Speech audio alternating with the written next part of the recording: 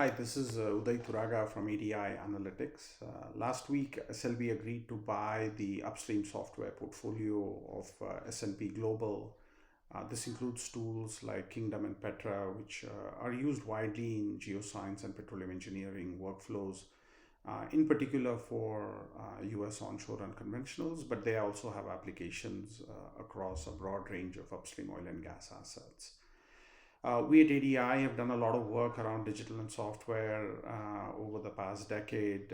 A lot of this work has been for the large technology majors, but also a number of E&P software pure plays and the industrial and software business units of oilfield service and industrial companies. Based on that, we thought we'll put a few thoughts together, and we've written a blog, and I'll share a link to that. But at a high level, here are some of our key takeaways.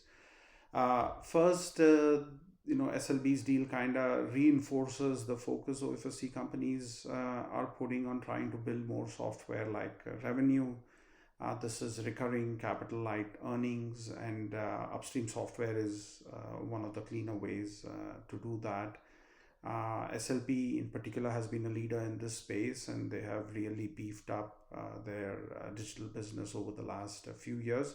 But we are also seeing similar efforts at Baker Hughes, Halliburton, and Weatherford. A second takeaway is that this is coming at a good time. We are seeing exploration activity and spend essentially rebound across the oil and gas companies, primarily driven by the new emphasis on energy security, and a lot of that stemming from growing geopolitical conflicts.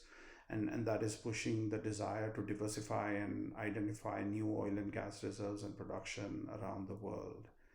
A lot of this rebound in exploration activity is coming though at a time when the exploration capabilities at a lot of these operating companies are a lot leaner and more limited than they have been in the past.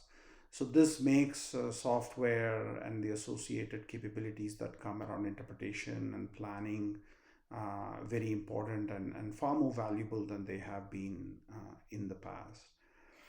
Another tailwind for upstream software businesses is shale is maturing here in the US.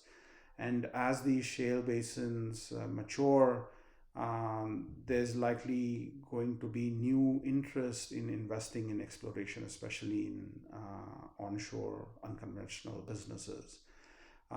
We are also seeing growth in interest in exploring shale and unconventional resources outside the US, and that should also drive new interest in upstream software applications.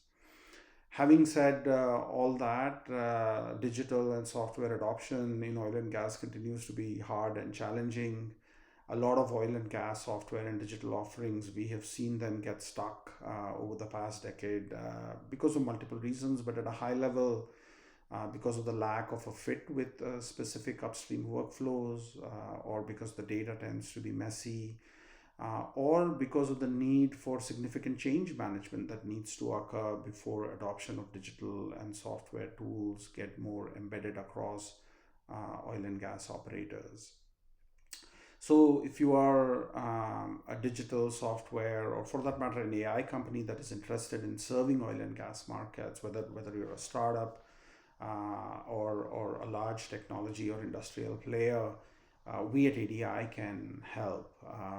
We bring deep operational and field expertise across oil and gas, and in particular across workflows where digital and software offerings can have a strong impact. So we can help you with what the true and relevant operator workflows are. We can help screen use cases to identify the ones that have a clear ROI from an operator's perspective. And then finally, we can help you grow, whether it is organically or inorganically, through better commercial and go-to-market positioning, or for that matter, developing appropriate inorganic M&A growth strategies. Please do read the entire blog, and thanks for watching.